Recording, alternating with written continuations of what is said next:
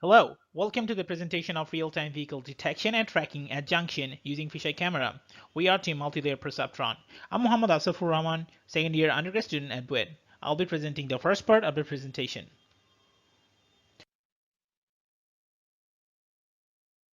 We'll start with the problem overview. In this competition, the problem has been divided into two tasks: vehicle detection, vehicle tracking. While solving these problems, we face the following issues. First, highly distortion ratios. Different scale of same object moving in different parts of the image. Moreover, day-night views variance as night view suffers from low quality related to surrounding lighting conditions. Furthermore, exposure introduced with vehicle lights in the night view. Finally, imbalance between different types of vehicles and imbalance between day and night cases. Now, let's have a look at the dataset distribution. The provided Fisheye dataset has around 32,000 images, where 22,000 images were for day cases and 10,000 images were for night cases. As vehicle detection is a part of the object detection problem, and deep learning is proven to be a very powerful tool to solve object detection problem, we'll be using deep learning models to detect vehicles. Among all the experimented models, single-stage detectors like YOLO-based models and efficient DET are proven to be very accurate with very decent FPS. And from the following models, YOLO-based models are proven to be faster, having almost similar accuracy, which makes them perfectly suitable for this competition. To solve the previously mentioned problems, we propose the following solutions. At first, we separated day images from the night, as night images are very different from day images, having issues like night glare, noise, low brightness, which certainly can hurt the day model. To separate night images from days, we use a deep learning model. Here, the input image will be passed to the day-night differentiator model, which will decide if the image is day or night. Then the image will be passed to the corresponding pipeline where the vehicles will be detected. We also noticed there were some challenging cases where our model has not been able to perform up to the task. For example, very big, small, uncommon vehicles and images with cameras. To force our model to learn those cases, we upsample them 10 times more. Finally, we use multi-stage transfer learning to improve our model's performance. In the first stage, our model was trained on the COCO dataset. As the COCO dataset has 80 classes, which include person, motorbike, bicycle, traffic lights, which don't exist in the Fisheye dataset, it may confuse our model. In the second stage, we use the BDD100K dataset. As the BDD100K dataset has only one class vehicle, that is more relevant to the Fisheye dataset. Furthermore, this dataset has images taken at very low brightness, which mimics the fisheye night condition. Now let's have a look at the distribution of the VDD100K dataset. The VDD100K dataset has around 73,000 images for 42,000 images for day cases and 31,000 images for night cases. After introducing our proposed methods, we were able to see significant amount of improvements for both day and night cases.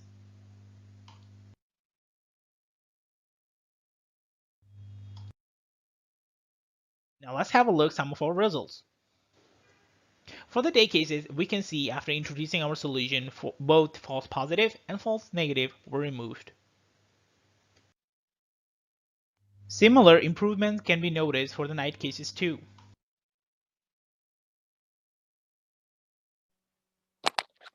Hi, I'm Najibul Haq Sharkar. I'm a second year undergrad student of WIT, and I'll be presenting the second part of this presentation. After the first submission results, we saw that our proposed methods performed really well on the day dataset, but comparatively worse on the night dataset. So we tried to further improve our models. Firstly, we added a pseudo-labeled day dataset. This should make the model more robust and help handle unseen day cases. Secondly, we tried multi-stage differentially trained ensemble. In the day pipeline, we used a model trained on the day dataset, model trained on the day plus the pseudo-label dataset, and finally a day plus night trained mixed model. We used NMS to merge the outputs. For the night pipeline, we trained the model on the day dataset and then trained it on the night data. We saw that the day dataset contained relevant challenging cases which weren't present on the night data. That is why this training mechanism should improve the night score. We trained two models in this way, one of 1024 scale and another is of 768 scale.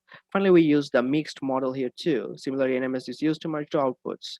As you can see, incorporating this method results in score improvement. Here too you can see that there are a few false positives and false negatives on the day case without ensemble, which aren't present after our improvements. We see similar results on the night case as well. Now let's dive into our model details. Our data differential model is a very shallow feature extractor model. It contains a couple of convolution blocks activated by Liquorelu, dense blocks, and a sigmoid layer. The core model in the day and night pipeline consists of a backbone for feature encoding, a neck for extracting different feature maps, and a head for performing actual detection. Let's dive into the backbone first. It consists of a focus block, alternating convent bottleneck layers, and an SPP block. Three outputs of different scales are taken from the backbone, which are then passed on to the neck for processing.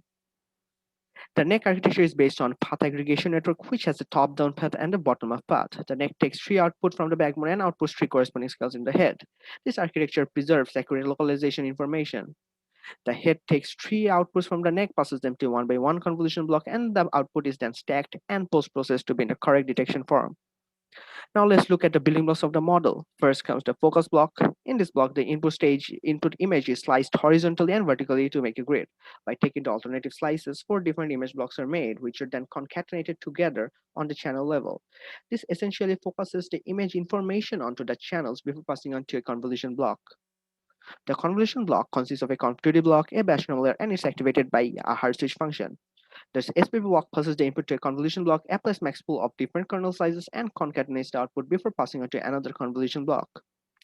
This helps making a scale invariant model. The basic bottleneck block consists of a 1 by 1 convolution followed by 3 by 3 convolution. This has a parameter called shortcut, which enables us to use the residual connection. The bottleneck CSP layer passes the input to two different paths. The first uses the aforementioned bottleneck block. The second is just a simple conv block. It then merges the output of these two paths before passing it to another convolution block.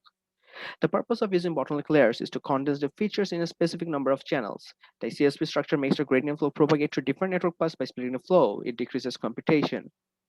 We used CIU loss during training. This builds on the concepts of GIU loss, which builds on the concept of the IUU loss. Our experiments showed that using CIU loss made the model perform better. This is the complete overview of our model. In the case of tracking, we use the IU tracker method.